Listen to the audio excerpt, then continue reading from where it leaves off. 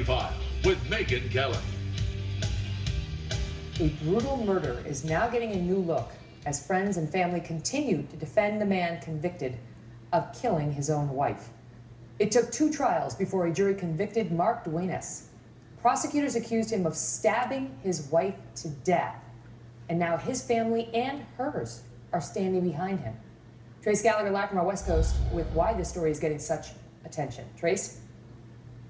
And Megyn, Mark and Karen Duenas were high school sweethearts, both devout Mormons who married as teenagers and spent the next 33 years raising 5 boys. It was May of 2012. Mark Duenas stayed up late to watch a baseball game. His wife went to bed. He claims he heard cat-like screams. He saw that his wife's bedroom light was still on when he went to check on her. She'd been stabbed several times. The family believes it was a home invasion or robbery gone bad, but from the very start, police say it was the husband who, it turns out, was having an online affair with a woman he knew in high school. Now, the defense points out the bedroom window screen was torn, that neighbors saw strangers in the area, and police saw a car speed away. But much of the case came down to the 911 call made by the husband. First, I'll play you what the defense thinks he said. Listen now and read the captions beneath.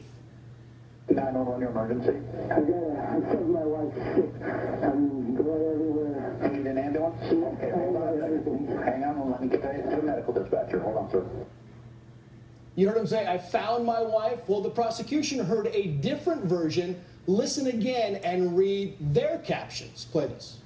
911 emergency. I said my wife's I'm going everywhere. You need an ambulance? Okay, hold on. Hang on and let me get to the medical dispatcher. Hold on, sir. Yeah, I killed my wife. So they say the first jury, Megyn, hung 9-3 in favor of acquittal. The second jury took 1 day to deliberate and found him guilty of murder. And just to clarify, because we messed up your graphic, Trace, the second one, the prosecution's version, didn't say I found my wife sick. They argued he was saying I killed my wife and then an expletive, SH, right? I killed my wife, SH, and that's what they're saying it happened. Very hard to hear, but yes, that's their version. All right, good. Just didn't want to confuse our viewers because we messed up your graphic. Thank you, Trace. Joining me now, Judge Alex Ferrer, host of Judge Alex and a retired Florida Circuit Court judge. So this husband is now serving 25 to life, sentenced in December, for this first-degree murder based largely on that 911 tape, Judge, and a lot of circumstantial evidence. What do you make of it?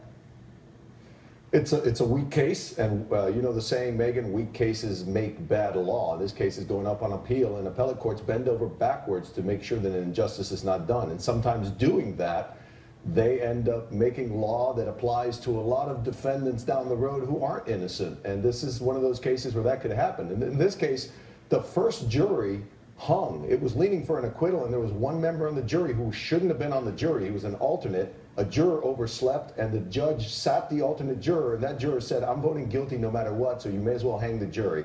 Wow. So they hung, and he got tried again. The second jury convicted him, but the way you look at it, no matter how you slice it, it looks like a weak case. But they felt he had means. He was home alone with her on the night she was murdered. She was murdered in their bed, according to the forensic experts. She was stabbed twice in the back, once in the chest, and he had motive, according to the prosecution. They say he was having an affair, and the affair partner testified on the stand, Judge, about allegedly him saying to her that he loved her 3 times, and then him saying to her that at one point he said for them to ever be together, something bad would have to happen. Yeah, no, I'm not, believe me, I'm not saying that he didn't do it. I'm saying that you have to be able to prove beyond every reasonable doubt he did it. And there are a lot of factors that weigh in his favor as well. His family and her family and everybody who knows them say that they were the most loving couple and that they were never fighting.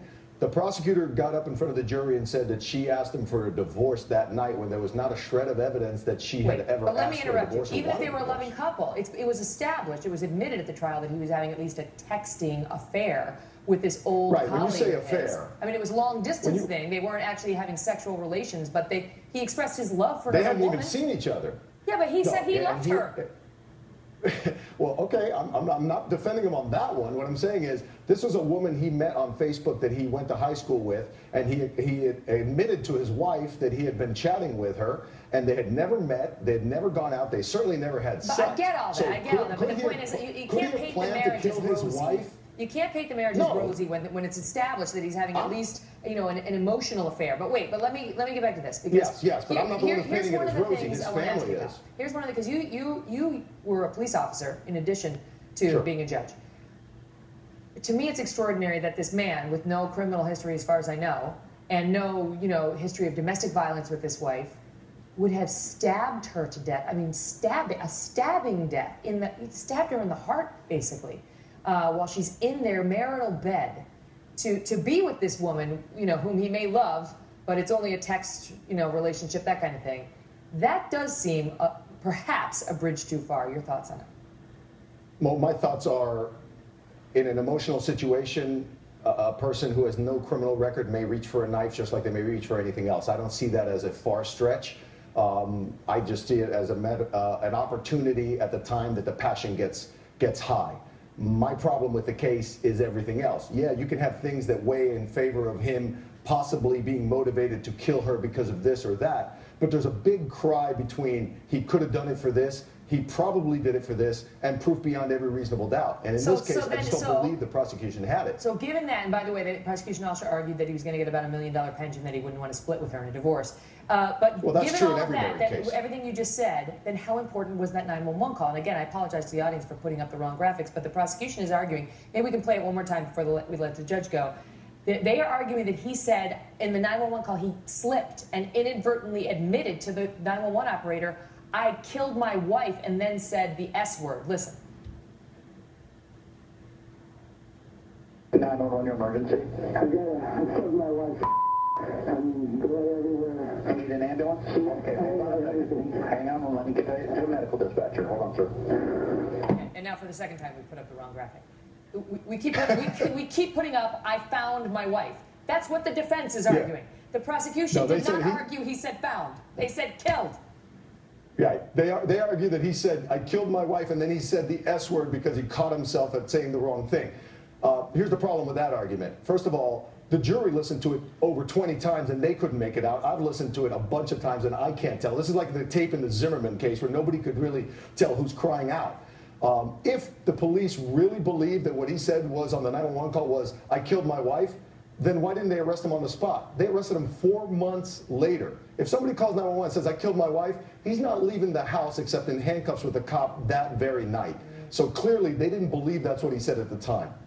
This is a fascinating case, and some of her family members are standing behind him, apparently, reportedly. And I think both of their families are. And they've got 5 both boys. Of their families the are. 5 boys are standing behind the father.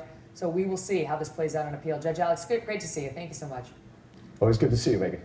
Well, the family members of the 4 Americans killed in Benghazi